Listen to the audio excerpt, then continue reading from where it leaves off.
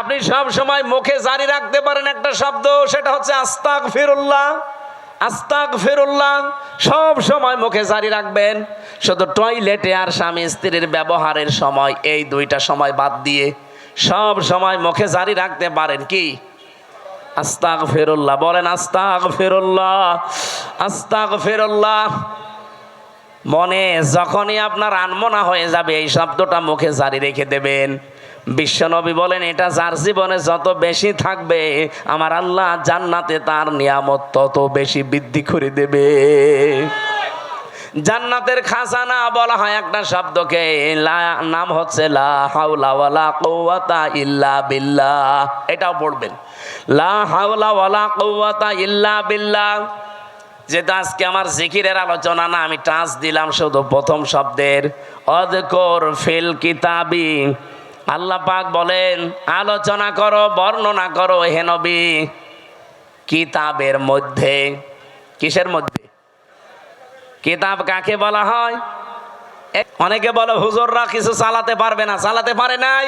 কৃষি মন্ত্রণালয়, শিল্প মন্ত্রণালয় নিখুঁত ভাবে চালিয়েছে, আর এমন নিখুঁত ভাবে চালিয়ে দেখিয়েছে বাংলাদেশে ইতিহাস হয়ে আছে শিল্প মন্ত্রণালয়টা। আজ পর্যন্ত কেউ রেকর্ড ভাঙতে পারে নাই। মাওলানা মতিয়ার রহমান নিজামী রহমতুল্লাহ আলাইহি যখন শিল্পমন্ত্রী ছিলেন, আমি নিজে ওই সময় দর্শনা মাদ্রাসায় পড়ি চুয়াডাঙ্গায়। ওই যে কেরুস মিল নাম শোনেননি? চিনির মিল, কেরুর মদ,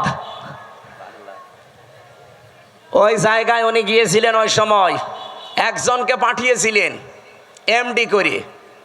এই যে সৎ মানুষ চেয়ারে থাকলে যে কি হয়, আর 54 বছরে সেখানে 1 টাকা লাভ হয়নি, অথচ ওই 5 বছরে 5 বার প্রত্যেকবার লাভ হয়েছে। সুবহানাল্লাহ বলতে পারেন নাই? এরকম মানুষগুলো শুধু শিল্প মন্ত্রণালয় না, যত মন্ত্রী আছে সব যদি এইরকম মানুষ হতো না, এ দেশটা ওই মালয়েশিয়ার মতো 2004 সাল থেকে দাঁড়িয়ে যেত। কিন্তু দাঁড়াবে কি করে? দাঁড়াবে কি করে যাদেরকে দায়িত্ব দেওয়া হয়? এত বড় চোর পৃথিবীতে নেই। 36,000 কোটি টাকা একটা দরবেশ চুরি করিস। ওর দিকে তাকালে আমার কোটে আমার সাথে দেখা হয়তো মাঝে মাঝে। এই 3 বছরই ওর সাথে বহুবার দেখা হয়েছে। মাঝে মাঝে দেখতাম ওর মাথার চুল থেকে পায়ের তালু পর্যন্ত, মানে পায়ের তালুর নিচে যেটা থাকে ওই যে স্যান্ডেল, ওইটা পর্যন্ত সাদা। আমার মনে হয় ভেতরেও সাদা। ভেতরেটা তোর বলা যাচ্ছে না, ভেতরেও সাদা। চুল সাদা, ওর দাড়ি সাদা, জামা সাদা, পায়জামা সাদা, কোটি সাদা, এমনকি স্যান্ডেলও সাদা। আর ভেতরেটা সাদা নাতে কালো, ওটাও সাদা। কিন্তু একটা জিনিস ছিল একেবারে কালো কুচকুচে, মনটা। এক কথা বলেন না কেন? এই শয়তান বলেছে যে কোরআনের সমস্যা আছে। ওর তো ফাঁসি হওয়ার দরকার ছিল ওই সময়।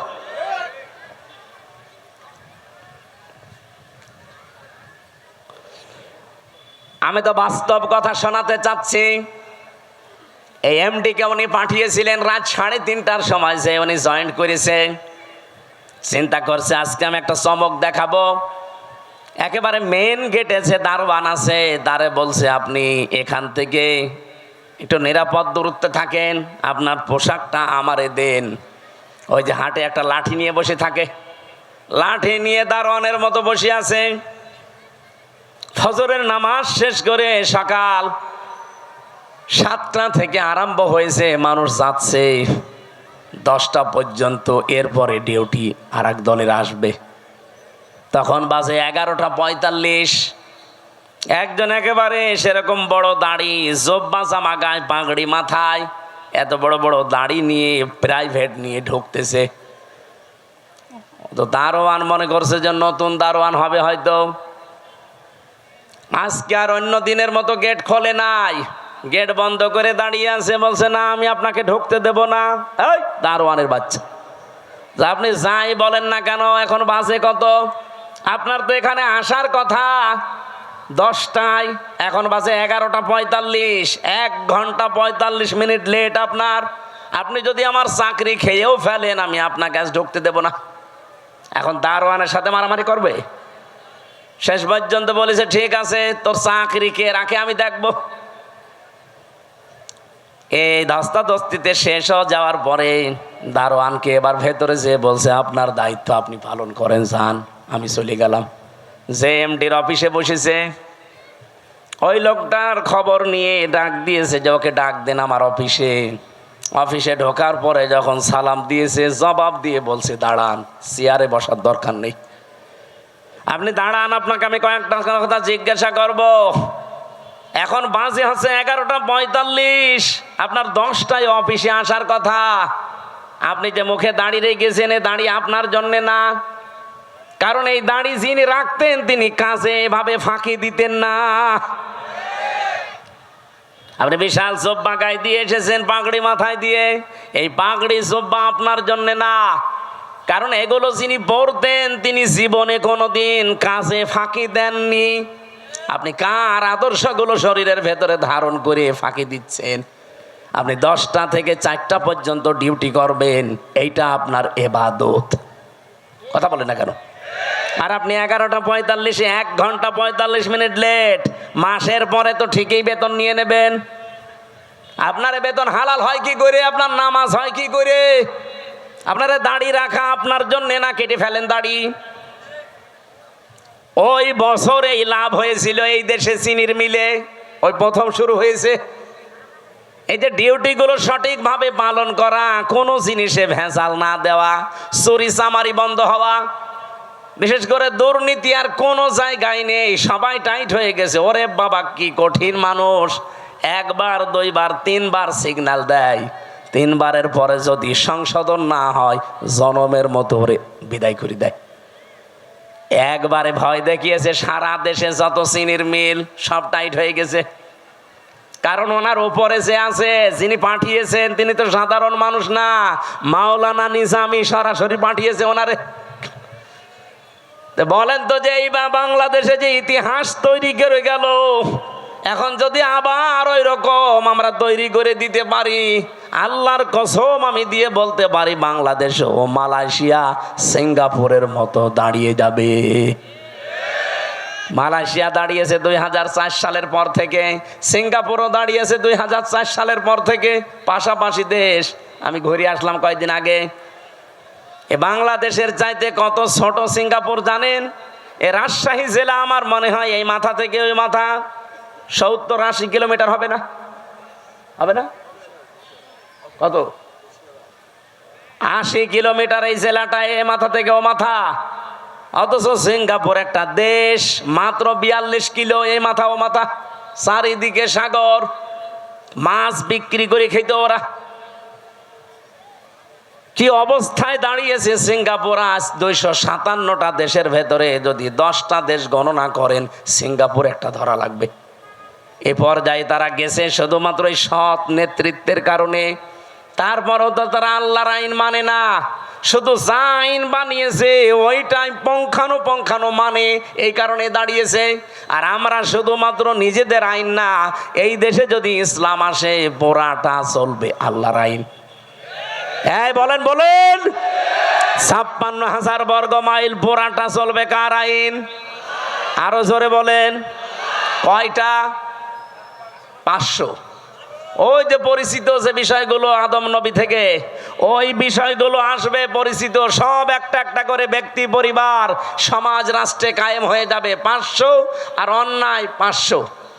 সৎ কাজে আদেশ দেবে, অন্যায় কাজে নিষেধ করবে, এই প্রতিশ্রুতি ওনারা দিয়েছে।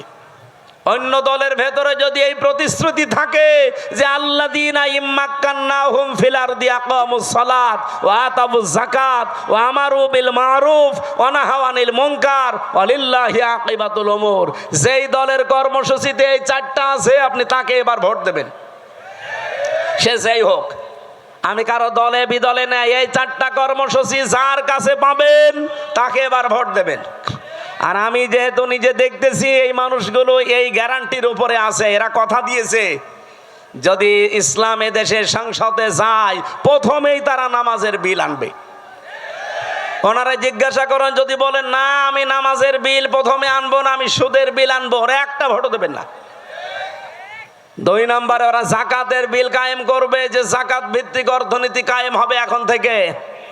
তিন নম্বরে ভালো কাজ, যেটা পরিচিত কাজ, ওগুলো জারি হবে, এগুলো আদেশ হবে আইনের মাধ্যমে। আর অন্যায় যতগুলো আছে অন্যায় সব বন্ধ হবে, বাধার প্রাচীর তৈরি করা হবে। এটা যদি আজ বাংলাদেশে ইসলাম থাকতো, কুমারখালী এই গাজী কালুর চম্পাবতীর এই অর্ধ উলঙ্গ নাচের অনুমতি দিত, এটার জন্য মারামারি হইতো, আইন পাশ করে সব অন্যায় কাজগুলো বন্ধ করে দিত। এই জন্য আমরা চাচ্ছি আপনারা যা ভুল বোঝেন বা ভুল বোঝান, এই যে রাজশাহী অঞ্চলের এ পাশে কালকে আমার মাহফিল যেখানে আছে চাঁপাইনবাবগঞ্জ, দুইজন বিশাল বিশাল মুফতি আছে, স্বামী আর স্ত্রী দুইজনই মুফতি, ভারতের কামান, এরা মুজাদ্দেদে জামান। কি ফতোয়া দিচ্ছে দেখেছেন? এরা কোনোদিন 24-এর কথা বলে না, এরা শুধু কথা বললে 71, 47, 52 কথা বলছে না কেন? আরো কিছু তৈরি হয়েছে তাদের মুরিদ, এই পাবনার একটা হাবিব ঘোষণা দিয়েছে, এই পাবনা জেলার আটঘরিয়ায় জামাত ইসলামের কোন মানুষ আজানও দিতে পারবে না, নামাজও পড়াতে পারবে না। তা আপনি ঘোষণা দিয়েই শেষ করে দিলে হবে? আপনি নিজে নামাজ পড়াতে পারবেন? আজকে একজনের নামাজ দেখলাম, কি সোরা পড়ছে গো, ওরা জিবরাইল নতুন নাজিল করছে, আলাম তারা কাইফা ফালা রব্বুকা বিয়াস। তাও তো আমি ভালো করে পড়ছি, এটা শোনান তো।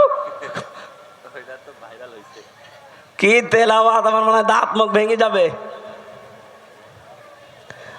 এই কথা যে বলতে পারে, আমার মনে হয় তারে এখন থেকে ইমামতির জায়গায় দাঁড় করিয়ে দেওয়া লাগবে। আর ওই যে আর এক চাপাবাজ যেটা ডিম খাচ্ছে, আচ্ছা আমার বুখারী শরীফ, কোরআন শরীফ সব পড়া শেষ, হ্যাঁ পুরাটা চাপাবাজি। এই বহু চাপাবাজ এই দেশে এখনো আছে গোপনে, আর প্রকাশ্যেও অনেকে 24-এর কথা বলে না, কথা বললেই 71, কথা বললেই 52, কথা বললেই 47। আরে ভাই 71, 52, 47-এ আমরা কেউ ছিলাম না, আমরা ছিলাম 24-এ। এই যে মে মাস চলছে, আজকে 22 তারিখ, এই সামনে মাসের 10 তারিখে জুন মাসের এই দেশে জুলাই ঘোষণাপত্র অলরেডি প্রকাশ করা হবে। যখন এই ঘোষণাপত্র আসবে তখন অটোমেটিক ভাবে বাংলাদেশের সংবিধান বাতিল হয়ে যাবে। আর এই সংবিধান অনুযায়ী এখন যে চুপ্প মিয়া আছে রাষ্ট্রপতিও অটোমেটিক বাতিল হয়ে যাবে। এক কথা বলেন না কেন? কারণ এই দেশ চলবে এখন 24-এর চেতনায়। কথা বলেন ঠিক কিনা? কোনো বৈষম্য থাকবে না দেশে, আর বৈষম্য যতদিন আছে ততদিন নির্বাচনও হবে না। তাহলে নির্বাচন দিলে এই 2732 জন মানুষ মরে গেল, ওদের কি জীবনের দাম নেই? তো ওদের জীবনের দাম দেন, তারপরে আপনি 72, 71, 73-এর কথা নিয়ে আসেন। আমরা 71-কে সম্মান করি, 52-কে সম্মান করি, 47-কে সম্মান করি, কিন্তু না, সবচাইতে বড় সম্মানের জায়গা এখন আমি যেহেতু দেখেছি নিজে 24 কথা বলেন না কেন? এই দেশ চলবে এখন 24-এর চেতনায়। কোন চাপাবাজের চাপাবাজি এ দেশে আর চলবে? যদি এরকম চাপাবাজি করে মমতাজের মতো সেও ডিম খাবে। তাও কি ভালো ডিম? পচা ডিম। যে ডিম খেয়েছে মহিলা আজকে মানিকগঞ্জে, ও জীবনে মনে হয় আর কোর্টে হাজিরা দিতে আসবে না।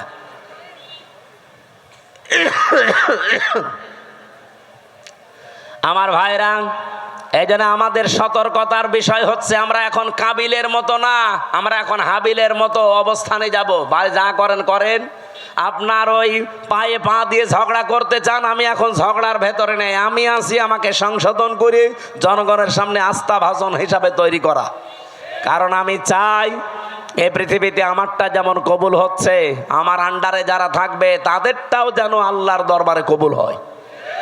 আর আপনি আমাকে মেরে ফেলার জন্য উঠে পড়ে লেগেছেন। লাইম বাসাত্তা ইলাইয়া ইয়াদা কালি তাকতুলানি মা নাবি বাসিতি ইয়াদিয়া ইলাই কালি আকতুলাক ইন্নী আখাফুল্লাহ রাব্বাল আলামিন। কি গুরুত্বপূর্ণ কথা ওই দিন হাবিল বলিস। আল্লাহ হাবিলের এই কথাগুলো আমাদের জীবনে মেনে চলার তৌফিক দেন, বলেন আমিন। আমরা সূরা মারইয়ামের 41 থেকে তেলাওয়াত আরম্ভ করেছি। তেলাওয়াত কিন্তু আয়াত থেকে তাফসীর আকারে কথা বল না, সময় বেশি হয়ে যাচ্ছে, একটু সময় দেন আমার আজকে। যেহেতু মাহফিল আজকে একটা, তো এই জন্য একটু বেশি সময় নিচ্ছি। মাহফিল যতক্ষণ চলে আয়াতটা শেষ না হতে থাকবেন মোনাজাতের পরে। আমার এই যে গাড়ি আছে, এটা আমার গাড়ি না? এই গাড়ি থেকে আমার লিখিত যে বইগুলো আছে মেয়েদের উপরে, পুরুষদের উপরে, ওটা নিয়ে যেয়ে পড়বেন। বই মানুষকে ঠকায় না, পড়বেন, আপনার ভাগ্য খুলবে ইনশাল্লাহ। জবান খোলে সূরা মরিয়মের 41 নম্বর আয়াত, এখান থেকে আমরা আরম্ভ করব। যেহেতু সামনে আর 15 দিন পরে গুরুত্বপূর্ণ যে দিবসটা, এই দিবসটা আদম নবী থেকে যদিও আরম্ভ হয়েছে, কিন্তু আমরা সুন্নত হিসাবে পশু জবাই করার এই নিয়ম পেয়েছি আমাদের জাতির পিতা ইব্রাহিম আলাইহিস সালাম থেকে। সেখান থেকে এখন আমরা আরম্ভ করছি। প্রথম অংশ শেষ, দ্বিতীয় অংশ শুরু হচ্ছে। ওয়াযকুর ফিল কিতাবি ইব্রাহিম, আল্লাহ পাক বলেন আলোচনা করো, বর্ণনা করো। কিতাবের ভেতরে আমি ইব্রাহিম আলাইহিস সালামের যে কাহিনী বর্ণনা করেছিলাম, এইটা আপনি আপনার উম্মতদের কাছে বর্ণনা করেন। ইন্নাহু কানা সিদ্দিকান নাবিয়্যা, নিশ্চয় সে ছিল একদিকে সত্যবাদী আর একদিকে নবী। এটা বাংলা অর্থ ছিল আয়াতের। এবার আমরা তাফসিরে যাচ্ছি। সূরার নাম সূরা মারিয়াম।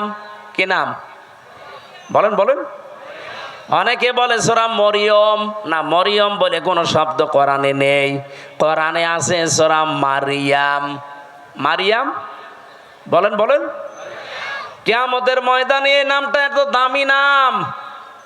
আল্লাহ রাব্বুল আলামিন এটাকে ইজতিবা জানিয়েছেন, যেটা আমি মনোনীত করেছি, নির্বাচিত করেছি, পছন্দ করেছি। নামটা হযরতে মরিয়মের নাম দুনিয়াতে যারা রাখে মারিয়াম, কিয়ামতের ময়দানে আল্লাহ যখন মানুষকে মাফ করতে আর কিচ্ছু পাবে না, যার নামের সাথে মারিয়াম, ফাতিমা এরকম নাম যাদের মিল আছে, কিয়ামতের দিন আল্লাহ নামের ওসিলায় তাদের শেষ পর্যায়ে মাফ করে দেবেন।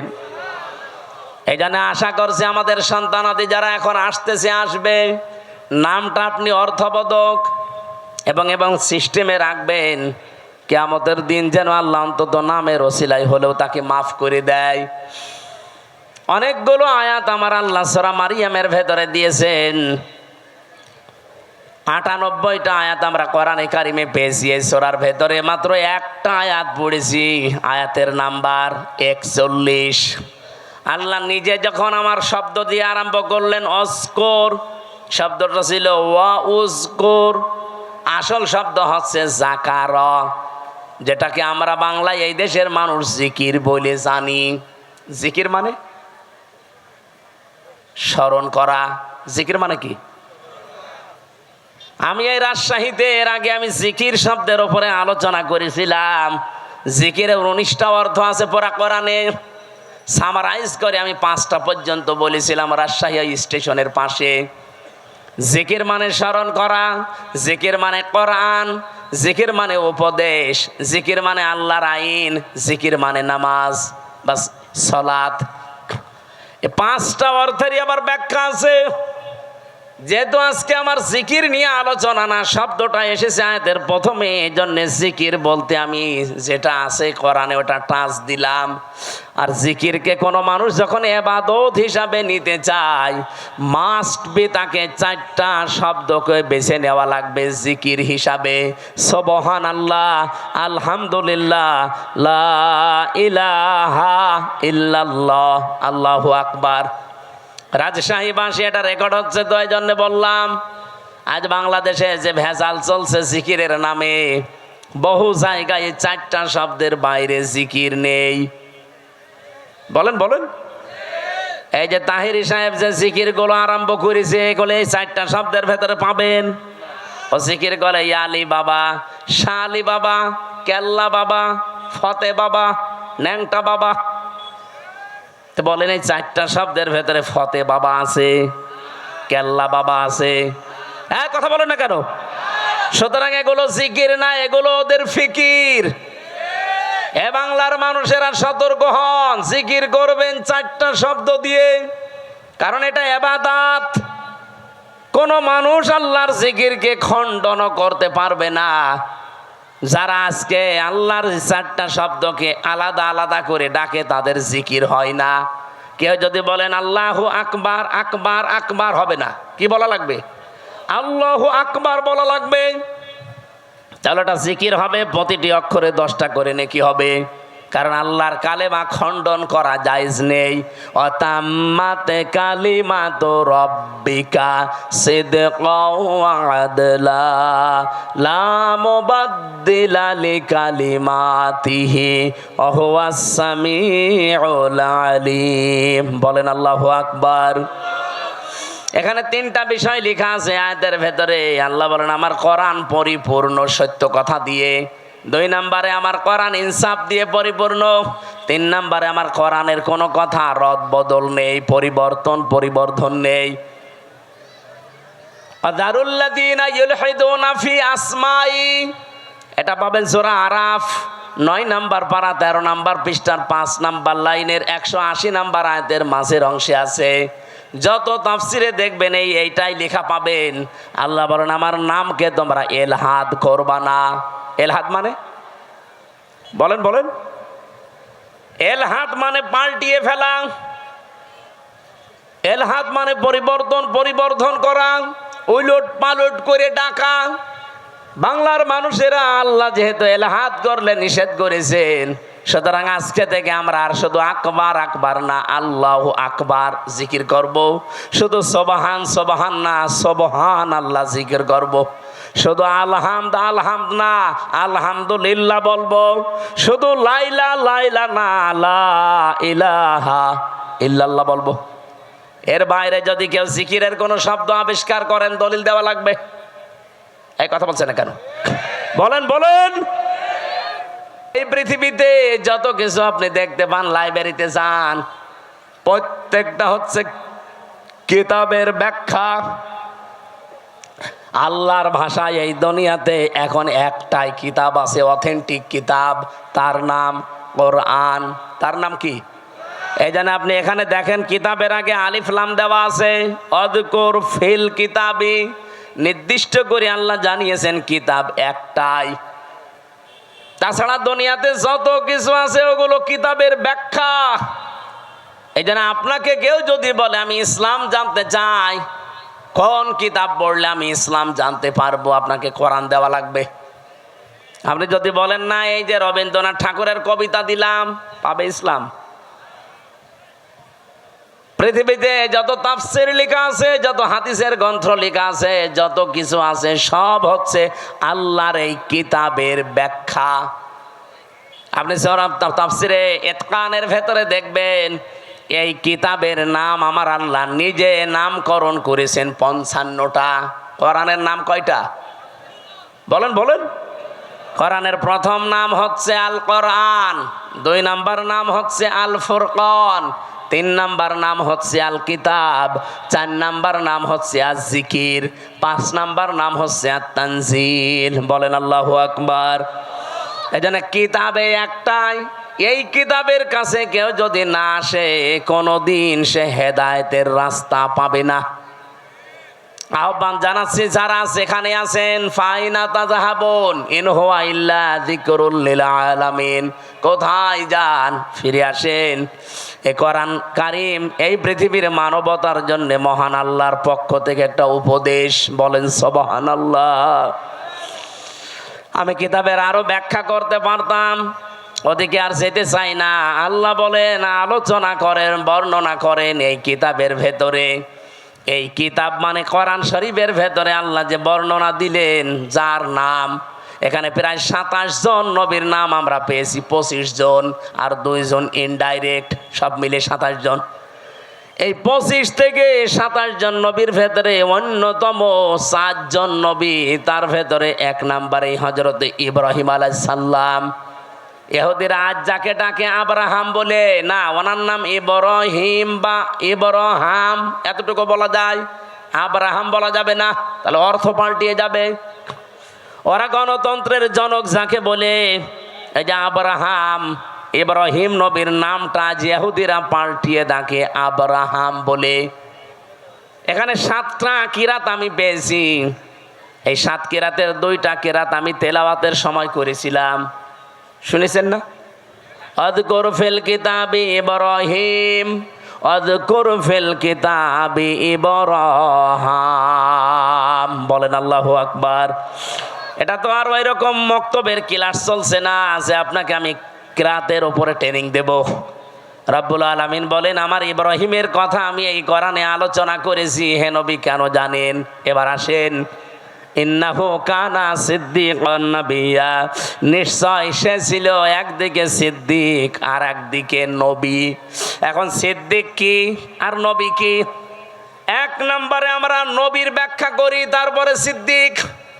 নবী শব্দের বাংলা অর্থ হচ্ছে সংবাদ বাহক। এটা নাবা থেকে এসেছে। নাবা মানে ব্রেকিং নিউজ। এই যে টিভির নিউজ দিয়ে আজকে ব্রেকিং নিউজ যাচ্ছে, আপনি এখন এসে দেখেন রাত 10টা 1 মিনিটে ওসি প্রদীপ আর এসআই লিয়াকতের ফাঁসি হবে, এটা ব্রেকিং নিউজ যাচ্ছে। স্বৈরাচারের দোসর যারা ছিল 1628 জন, তার ভেতরে এই দুইজন না হলেও একজন তো মাস্ট বি ওসি প্রদীপ। আজকে আমার সাথে 3টা বছরই জেলে ছিল। আমি যেখানে বসতাম জেলারের সামনে, সোফারের সামনে, ওই শয়তান আমার পাশে বসতো। আমার এসে মাঝে মাঝে বলতো, হুজুর আমার কোনো দোষ নেই, সব বানানো। অথচ 204 জন মানুষকে ক্রস ফায়ারের নাটক করে হত্যা করেছে। সবচাইতে বেশি মানুষ ওই টেকনাফে, উখিয়া টেকনাফ ওই এলাকায় মানুষ হত্যা করার জন্য লাইসেন্স নিয়েছিল ওই স্বৈরাচারের কাছ থেকে, মাদকের নাম করে। ওই এলাকায় যেহেতু সবচাইতে বেশি একামতে দিনের মানুষ, কক্সবাজার চট্টগ্রামে এমনিতেই একামতে দিনের মানুষ বেশি। ওই কয়েক বছরের ভেতরে সবচাইতে বেশি মানুষ হত্যা করেছে শিবিরের। 204 জন মানুষ মেরেছে। এই ব্রেকিং নিউজটা আজকে যাচ্ছে। এখন ব্রেকিং নিউজ লিখতে কি লাগে? আপনি দেখেন ইংরেজি শব্দ যেহেতু নিউজ, নো কি NEWS লাগে না? আপনি একটা একটা করে শব্দের সাথে অর্থ মিলান। এন দিয়ে যদি ধরেন ইস্ট, ই দিয়ে নর্থ, নাই এন দিয়ে নর্থ, ই দিয়ে যদি ইস্ট ধরেন, ডাব্লু দিয়ে ওয়েস্ট, আর এস দিয়ে সাউথ, তাহলে পৃথিবীর 4 কোণা হয়ে যাচ্ছে।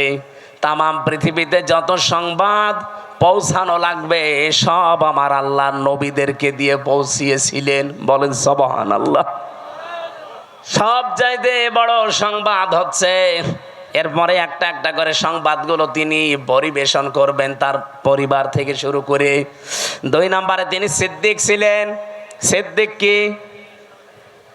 সত্য কথা বললেই সিদ্দিক হয় না মানুষ। সত্যকে সত্য বলে জানার পরে যারা দ্বিধাহীন চিত্তে প্রশ্ন ছাড়া গ্রহণ করে নিতে পারে তার নাম সিদ্দিক।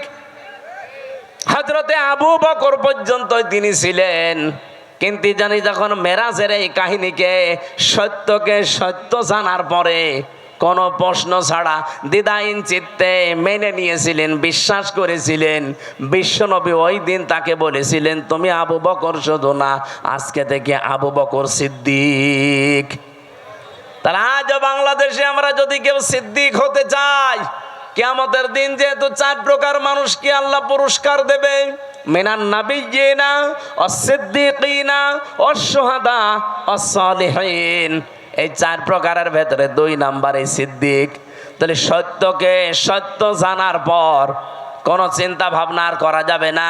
দ্বিধাহীন চিত্তে প্রশ্ন ছাড়া, পিছুটান ছাড়া যারা মেনে নিয়ে জীবন চালাতে পারবে, কিয়ামতের দিন যারা সিদ্দিকের কাতারে উঠবে। এ বাংলাদেশে সিদ্দিক আছে, খালি নামে আছে আবু বকর সিদ্দিক। সত্যকে সত্য জানার পরে মেনে নেওয়া দূরের কথা, আরো ঘাড় ঘোরায়, ঘাড় মোটা করে, চোখ মোটা করে। পাবনায় কোরআনে কারিমে আগুন লাগিয়েছে 150টা কোরআনে। সত্য কোনটা আপনি উদ্ঘাটন করে বের করেন না, আন্দাজে একজনের ওপরে 10টা চাপিয়ে এমন কালার করার চেষ্টা চালিয়েছে। এখন তো সব বেরিয়ে আসছে, কে কে এটা করেছে, কার নির্দেশে করেছে, সব বেরিয়ে আসতেছে। আমরা দল বিদল বসি না, কোরআনে যারা আগুন দিয়েছে তাদের হাত এই দেশে থাকবে না। এই কথা বলেন না কেন? যে এই কাজের সাথে জড়িত, যারা এর সাথে ইঙ্গিত দিয়েছে। আপনি কি জামাত ইসলামের অফিসে আগুন দিয়েছেন? ওটা তো একটা শো। ওখানে ছিল কি? আল্লাহর কোরআন, একটা দুইটা না 150টা কোরআন পুড়ে ছাই হয়ে গেছে। কোরআনে আগুন দেননি আপনি, আপনার কপালে আগুন দিয়েছেন। নিজেকে সংশোধন না করে আবার কাবিলের মতো হটকারিতা করেন যে কি ওরা নিজেরাই কোরআনে আগুন দিয়ে আমাদের ওপরে দোষ দেয়। ওর বিবেকের ওপরে কি কুকুরে প্রসাব করেছে যে নিজেরা আগুন দিয়ে আপনারা দোষ দেবে? আরে কি দুনিয়ার কোনো বিষয় হেলা খেলা করে আপনার উপরে দোষ দিয়ে দিল? এ কোরআন আপনারও না, আমারও না, এ কোরআন কার? এই জন্য আমরা আহ্বান জানাচ্ছি, এটার সুষ্ঠু তদন্ত হয়ে যারা জড়িত জনসম্মুখে তাদের বিচার করা লাগবে। হ্যাঁ, রাজি আছেন না আপনারা? রাজি আছেন না? আগামীতে কেউ যেন সাহস আর না দেখায়। সিদ্দিকী আমরা বুঝি না, আমাদের জাতির পিতা হযরত ইব্রাহিম, তিনি প্রথমে আকাশের তারকা দেখে বলেছিলেন এইটাই আমার খোদা হবে। যখন ডুবে গেছে বলছে না, ডুবে যাওয়া জিনিস আমি ভালোবাসি না। যখন চাঁদ দেখলেন বললেন এটা আর একটু বড়, এটা আমার বড় খোদা। বললেন না, এইটাও ডুবে গেছে, মানি না। সকালবেলা যখন সূর্য দেখলেন বলেন হাজা আকবার, এর চাইতে বড় জিনিস আর নেই, এটাই আমার বড় খোদা।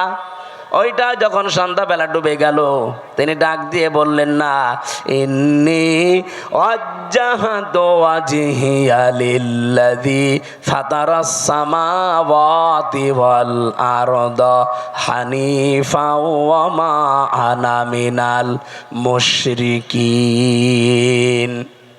আমি আজ আমার চেহারাকে ঘুরিয়ে দিলাম ওই আল্লাহর দিকে, যিনি আকাশ আর জমিনের উদ্ভাবক। আমি একনিষ্ঠভাবে মন থেকেই ঘুরে এসেছি, আমি মুশরিক না। ও বাংলার মানুষেরা, জাতির পিতা ইব্রাহিম তিনি নিজে খোঁজ করে করে সত্যকে উদ্ঘাটন করেছিলেন।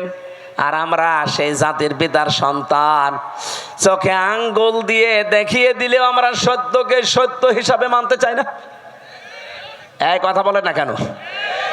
আপনি জাতির পিতা ইব্রাহিমের সন্তান আর নেই, তিনি সত্যকে খুঁজে নিয়েছিলেন।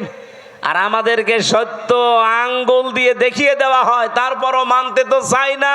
সত্য কেউ নিয়ে আসলে তাকেও মেরে ফেলতে চায়। হযরত ইব্রাহিম বলেছিলেন, ইয ক্বালা লিআবিহি ইয়া আবাতি লিমা তা'বুদু মা লা ইয়াসমা'ু ওয়া লা ইউবসিরু ওয়া লা ইউগনি আনকা শাইআ। হে আমার বাবা, কেন আপনারা ইবাদত করেন যেটা কানে শোনে না, চোখে দেখে না, কোনো উপকারও করতে পারে না? ওই জামানায় যেহেতু সবচেয়ে বেশি প্রচলন ছিল মূর্তির পূজা করা।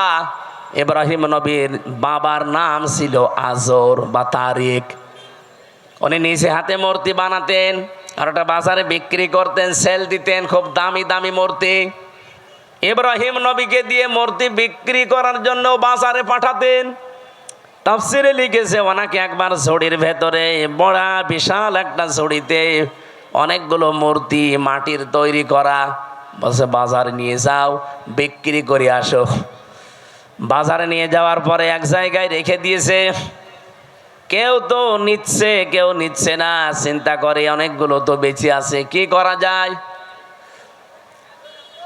মনের ভেতরে ওই যে উনি সত্যের সন্ধান যেহেতু আগেই পেয়েছিলেন, বাবাকে এত করে বুঝিয়েছেন যে বাবা এখানে শোনে না, চোখে দেখে না, উপকারও করতে পারে না, আপনি এর পেছনে সময় দেন, শ্রম দেন, এর কাছে মাথা নত করেন।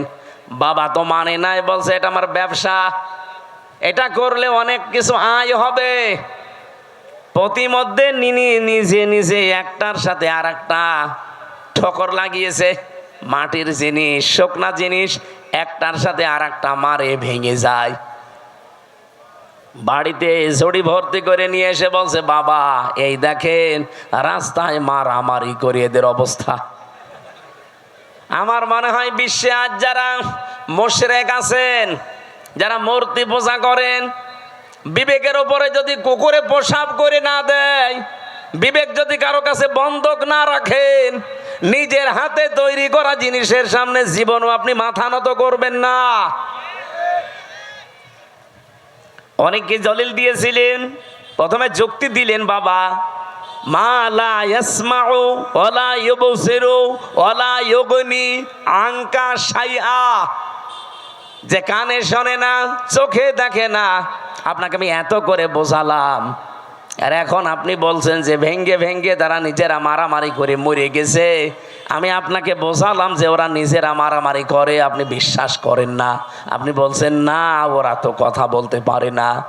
তো কথা যেহেতু বলতে পারে না, কানে শুনতে পারে না, বিপদে পড়লে আমারে বাঁচাতেও পারে না, তাহলে এর সামনে আপনি মাথা নত করেন কেন? বাবা তখন লাজবাব হয়ে গেছে। হযরত ইব্রাহিম দেখলেন আমার বাবা যখন অন্তত এখন আর জবাব দিতে পারে না, তখন তিনি বলেছিলেন, ইয়া আবাতি ইন্নী ক্বাদ জাআনি মিনাল ইলমি মা লাম ইয়াতিকা ফাত্তাবি'নি আহদিকা সিরাতান সাবিয়্যা। হে আমার বাবা, আমার কাছে একটা জ্ঞান এসেছে। ওই যে তিনি তিনটা জ্ঞানের মাঝখানে পেলেন, তারকা, সূর্য আর চন্দ্র দেখে দেখে একটার পর একটা যখন ডুবে যায়, তার ভেতর থেকে ওই যে জ্ঞানটা, এই জ্ঞান উনি পেয়েছিলেন কোন জায়গা থেকে? ওই যে একেবারে প্রথম ক্লাস, ওই ক্লাসে আদম নবী, পৃষ্ঠদেশে ইব্রাহিম নবী ছিলেন না? বলেন বলেন। ওই দিন থেকে তিনি জেনেছিলেন। এটা হয়তো অনেকের চাপা পড়ে থাকে, এই জন্য প্রকাশ করতে চায় না। নবীদের যেহেতু আল্লাহ কন্ট্রোল করছেন, ওই জ্ঞানটা ওনার কাছে আমার আল্লাহ উদ্ভাসিত করে দিয়েছেন, জাগরণ করে দিয়েছেন। ডাক দিয়ে বললেন, বাবা আমার কাছে যে জ্ঞান এলেম এসেছে, আপনার কাছে ওইটা নেই, আর আপনার কাছে থাকলে ওইটা চাপা পড়ে আছে। আপনাকে আমি আহ্বান জানাচ্ছি, আপনি আমার অনুসরণ করেন, তাহলে আপনাকে আমি সহজ সরল পথ দেখাতে পারবো। ইয়া বাতিলা তা'বুদিশ শাইতানা ইন্নাশ শাইতানা কানা লির-রহমানি আসিয়্যা। তিনি ডাক দিয়ে বলেছিলেন, হে বাবা, ইয়া আবাতি ইন্নী আখাফু আইয়ামাসসাকা আযাবুম মিনার রহমানি ফাতাকুনা লিশ-শাইতানি ওলিয়্যা। ক্বালা আরাগিবুন আনতা আন আলিহাতি ইয়া ইব্রাহিম লা ইল্লাম তানতাহি লা আরজুমান্নাকা ওয়াহজুরনি মালিয়া। বলেন সুবহানাল্লাহ। হযরত ইব্রাহিম এত সুন্দর করে তার বাবাকে বুঝিয়েছিলেন। আজও তামাম বিশ্বের মুশরিকদেরকে, নবীর উম্মত যারা আমরা এইভাবে করে বোঝাতে চাচ্ছি। তো মানুষ বোঝা তো দূরের কথা, ওই জামানায় ইব্রাহিম নবীর বাবা যা বলেছিল, আজ আমার মনে হচ্ছে বাঙালি জাতি আমাদেরকে তাই বলছে। ওই জামানায় ইব্রাহিম নবীর বাবা বলেছিল, ওয়াহজুরনি মালিয়া, তোকে তো আমি নিজে জেলখানায় পাঠিয়ে দেব, অথবা মেরে ফেলবো, অথবা দেশ থেকে তোরে এমন দূরে দাঁড়িয়ে দেব যেন তোর সাথে দেখা না হয়। এ কথাগুলো আজ বিভিন্ন ভাষায় আমাদের ওপরে চাপিয়ে দিচ্ছে, বিভিন্ন কায়দায় আজরের বংশধর দ্বারা তারা। আমার কথার অর্থ আমি আশা করছি আপনি বুঝেছেন। এত লাইন দিয়ে বোঝানো হয় মানুষদেরকে, এত জলিল দিয়ে, যুক্তি দিয়ে, প্রমাণ দিয়ে। মানুষের মনে হয় যদি মাথার ভেতরে একটু হালকা মগজ থাকে, এর দ্বারা কোনো দিন পৃথিবীর কারো আইন মানা সম্ভব না। মূর্তির পূজা করা আর মানুষের পূজা করা, মানুষের আইন মানা একই জিনিস। আজ দুর্গা পূজা করে যারা, দরগা পূজা করে যারা, জিনিস একই। ওরা দুর্গা বানিয়েছে, এরা দরগা বানিয়েছে। হিন্দুরা আজ দুর্গা পূজা চালাচ্ছে আর মুসলমানেরা দরগা পূজা চালাচ্ছে, জিনিস একই। কথা বলছেন? সুতরাং আপনাদেরকে আমরা মুক্ত করতে চাই। আমাদের জাতির পিতা ইব্রাহিম আলাইহিস সালামকে বহু ভয় ওই সময় দেখিয়েছে। জাতির পিতা ইব্রাহিম নবী এবার দেখলেন, না এরা আমাকে আর বাঁচতে দেবে না, আগুনে পর্যন্ত শেষ পর্যন্ত ফেলে দিয়েছে।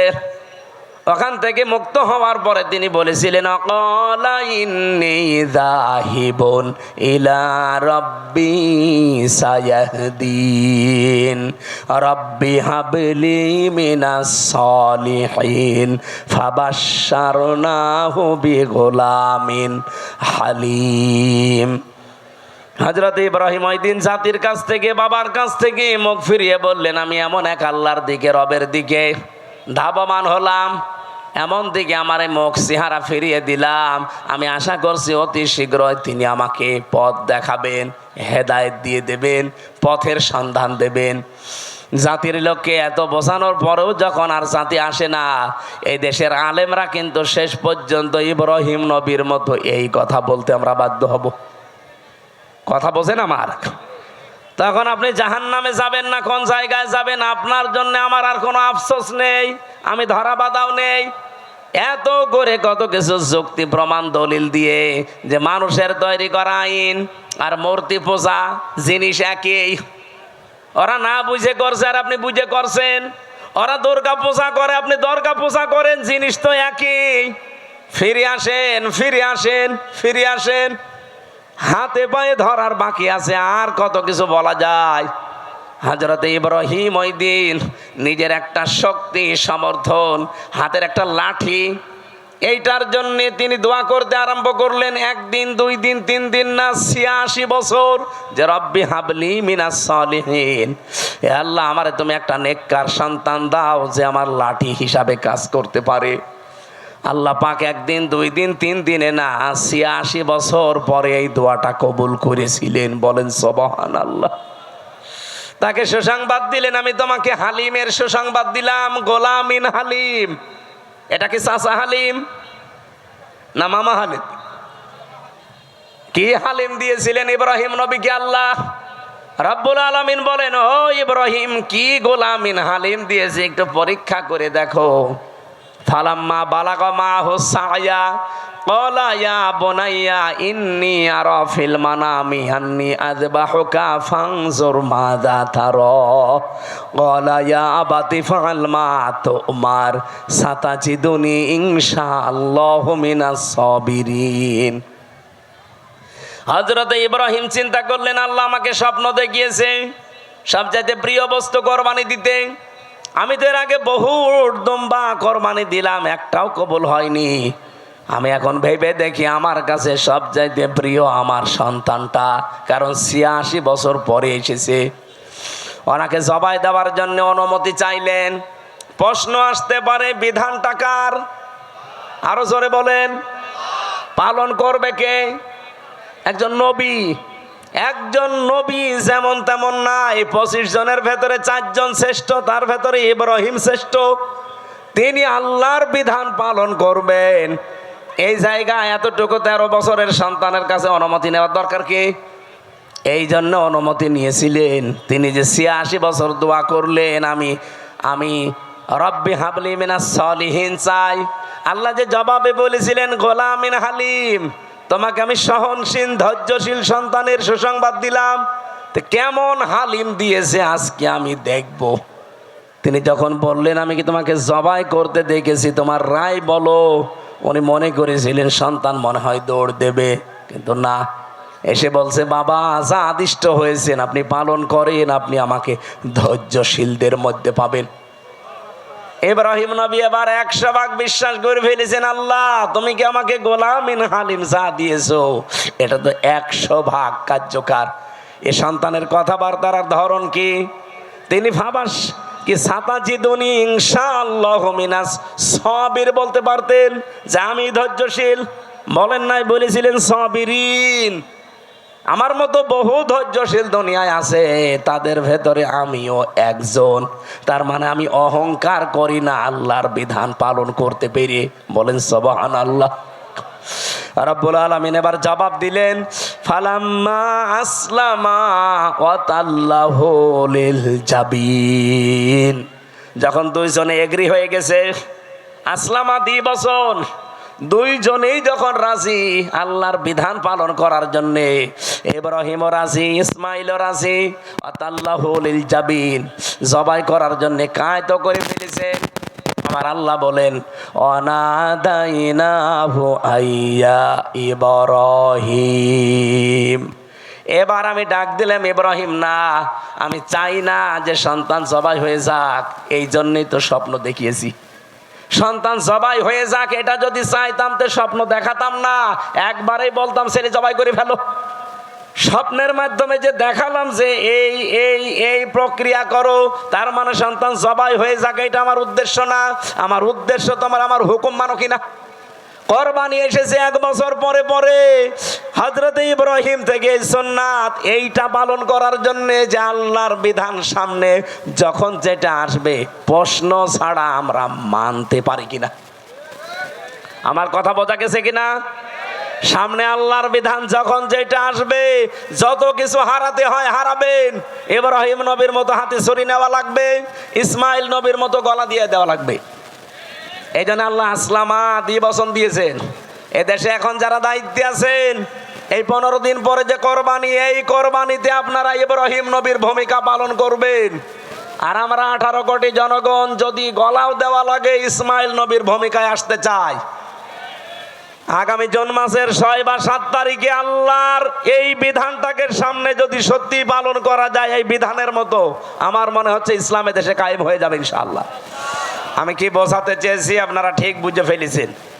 আল্লাহ আমাদেরকে আয়াতগুলো এইভাবে অনুসরণ, আমাদের জাতির পিতা যেভাবে করেছিলেন করার তৌফিক দিন, আমিন।